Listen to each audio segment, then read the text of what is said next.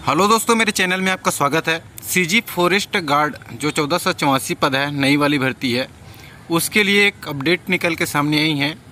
उसके संदर्भ में आज बात करेंगे। दरअसल जो पात्र अपात्र सूची है, अभी हाल ही में फिर से पोर्टल खोला गया था। पात्र अपात्र सूची पहले भी जारी कर दिया गया है, जिस समय पद निकला गया था, एक बार में ही फॉर्म आवेदन लिया गया था। दोबारा जो है पोर्टल को ओपन किया गया था, उसके बाद फिर से पात्र अपात्र सूची जारी किया गया है। उसके संदर्भ में प्रेस विज्ञप्ति किया गया है।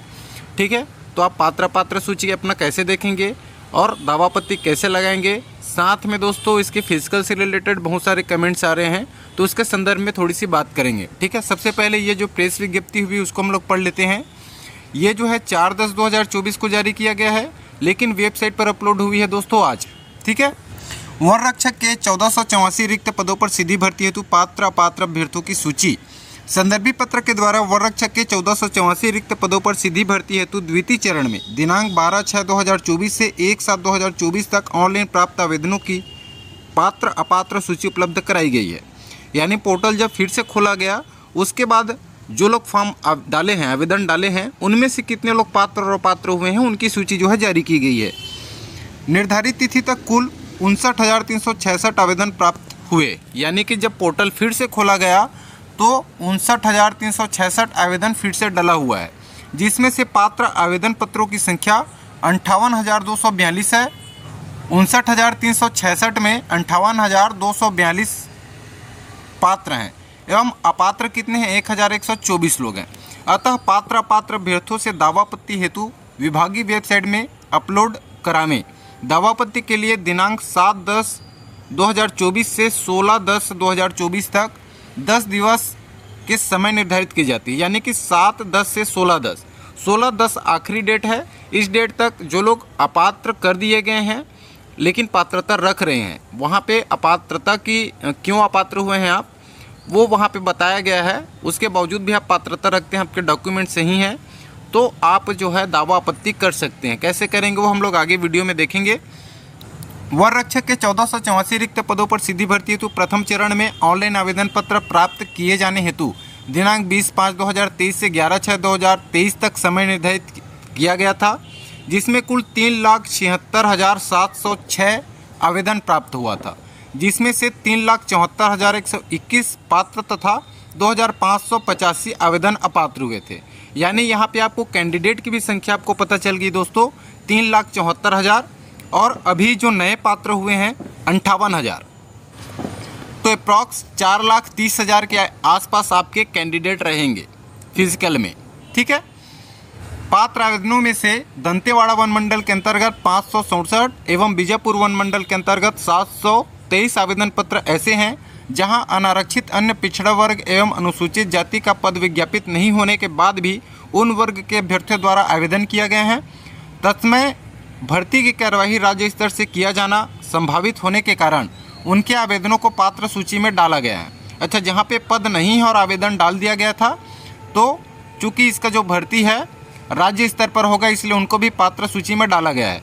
चूँकि भर्ती की कार्यवाही वन मंडल स्तर की जा रही है, अतः इन आवेदन पत्रों को दंतेवाड़ा के 567 और बीजापुर के 723 कुल 1290 पृथक से अपात्र सूची में डाला जाकर इन अभ्यर्थियों से भी उपरोक्त निर्धारित तिथि तक दावापत्ति प्राप्त किया जाना है। यदि इन अभ्यर्थियों द्वारा अन्य वन मंडल में विज्ञापित पद पर आवेदन करने का विकल्प सहमति देता है, तो तदनुसार वन मंडल परिवर्तन की कार्यवाही करें। तो यहाँ पे दोस्तों एक मोटा मोटी संख्या आपको पता चल गई। 3,74,121 में 58,000 जो अभी नए पात्र हैं, 58,242, इसको जोड़ दीजिएगा, उतने ही कैंडिडेट आपके पास फिजिकल के लिए हैं। तो ओवरऑल 4,33,000 या 35,000 के आसपास अप्रॉक्स 4,35,000 आवेदन डल पाए हैं, पात्र हैं अभी फिलहाल। तो इतने में आपका कंपटीशन है फिजिकल में। ये आपका जैसे ही दोस्तों पात्र सूची आप क्लिक करेंगे, वेबसाइट पर जाएंगे, तो जिस नोडल पे डाले हुए हैं वहाँ पे जाकर के आप देख लीजिएगा जो लोग नए आवेदन किए हैं कि आप लोग पात्र हैं या अपात्र हैं। ठीक है, लिस्ट कुछ इस प्रकार से है दोस्तों, जिसमें लास्ट में रिमार्क दिया हुआ है जो लोग अपात्र हैं वो वाला सूची में। दोनों टाइप का सूची जारी किया गया है, तो पात्र और अपात्र दोनों में आप चेक करेंगे। यदि पात्र में नहीं मिलता है आपका नाम, चूँकि अपना नाम, और यदि नाम से सर्च करेंगे नाम से नहीं मिलता है तो रजिस्ट्रेशन आईडी डाल के सर्च करेंगे, मिल जाएगा। यदि उसमें नहीं मिला तो अपात्र सूची में जो है जा करके आप देखेंगे। साथ में आप अपने नाम या रजिस्ट्रेशन आईडी के सामने में देखेंगे दोस्तों कि कहीं आपको अपात्र तो नहीं किया गया है, और किया गया है तो किस वजह से किया गया है। ठीक है, तो देख सकते हैं 21 वर्ष से पहले विवाह हुआ है तो उन लोगों को यहाँ पे अपात्र कर दिया है। कुछ लोगों को डॉक्यूमेंट्स की कमी की वजह से किया गया है, तो ऐसे लोग जिनको डॉक्यूमेंट्स की वजह से जो है अपात्र घोषित किया गया है और आप पात्रता रखते हैं, आपके पास वो डॉक्यूमेंट्स है, तो आपको जो है ईमेल आईडी में दावापत्ती करना पड़ेगा। ये ईमेल आईडी है दोस्तों, इसी में आपको दावापत्ती करना है। दावापत्ती है तो अभ्यर्थी त्रुटि का विवरण पृथक से लिखेंगे। यदि आपके पास पात्रता है, कोई डॉक्यूमेंट्स है, उसका विवरण आपको पृथक से लिखना है। अपना नाम, पिता का नाम, एप्लीकेशन आईडी, मोबाइल नंबर लिखकर मेल करेंगे। अपात्र अभ्यर्थियों की सूची में अपात्र होने का कारण लिखा गया है। अगर उसमें आपत्ति है तो अभ्यर्थी प्रूफ के लिए मेल में डॉक्यूमेंट्स भी संलग्न करेंगे। ठीक है, डॉक्यूमेंट्स भेजेंगे आप अपने जो डॉक्यूमेंट्स है जिसमें भी आपको अपात्र किया गया है और आपके पास वो डॉक्यूमेंट्स हैं सही सलामत, तो उसको आप यहाँ पे आपको मेल करना है। दावापत्ती 7/10/2024 से 16/10 तक है। ठीक है, 16/10/2024 तक आप जो है यहाँ पे दावापत्ती कर सकते हैं। वो अभ्यर्थी जो पद रिक्त न होने के कारण दंतेवाड़ा एवं बीजापुर नोडल अंतर्गत अपात्र किए गए हैं, केवल उन्हीं अभ्यर्थियों का वन मंडल परिवर्तन किया जाएगा, अन्य का मान्य नहीं होगा। तो जो लोग दोस्तों वहाँ पे डाले हुए हैं और पद है ही नहीं, रिक्त पद, तो उनका जो है वन मंडल परिवर्तन किया जाएगा। ठीक है, अब बात करते हैं दोस्तों फिजिकल के लिए। बहुत सारे कमेंट्स आ रहे हैं, परेशान हो रहे हैं, तो दोस्तों इसका फिजिकल के लिए अपडेट जल्दी ही आएगी। दरअसल दोस्तों आप हो सके तो कांटेक्ट करके भी पता करने की कोशिश कीजिएगा। वेबसाइट में कांटेक्ट दिया रहता है वहाँ पे, लेकिन जवाब नहीं देते हैं। इंटरनली सुनने में यही आ रहा है दोस्तों कि अभी जो हाल ही में पुरानी भर्ती है उसका रिटन एग्ज़ाम हुआ है, उसका रिज़ल्ट जारी किया जाएगा। उसके बाद जो है ये भर्ती प्रक्रिया जो है आगे बढ़ेगी। ठीक है, तो हो सकता है दोस्तों इसके लिए बहुत ही जल्दी अपडेट आए, उसका रिज़ल्ट के ऊपर डिपेंड करता है।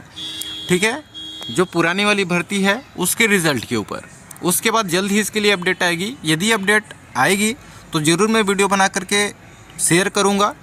कुछ लोग प्री बिड मीटिंग के बारे में पूछ रहे थे दोस्तों कि प्री बिड मीटिंग में आखिर हुआ क्या, क्या किसी को टेंडर मिल गया? तो बैठक तो ज़रूर हुई, लेकिन आप लोगों ने भी वो विज्ञप्ति पढ़ा होगा कि वहाँ पर जो है जो निविदाकार होते हैं वो 3 जो है कंपलसरी होने अनिवार्य होते हैं, लेकिन वहाँ पे नहीं पहुँच पाया था, जिसकी वजह से रद्द किया गया था। आगे का जो प्री बिड मीटिंग हुआ उसके बारे में कंफर्म है ही नहीं कि वहाँ पे क्या हुआ, या टेंडर दे दिया गया है फिजिकल के लिए किसी प्राइवेट संस्था को, या नहीं दिया गया है, तो अभी श्योर नहीं है। इसके लिए जल्द ही अपडेट अपने को देखने मिल सकती है। आज की वीडियो में इतनी है दोस्तों। मेरे द्वारा दी गई जानकारी आपको अच्छी लगी होगी और इसी प्रकार की वीडियोज़ पाना चाहते हैं तो चैनल को जरूर सब्सक्राइब कर लीजिएगा। मिलते हैं अगले वीडियो में, तब तक के लिए धन्यवाद।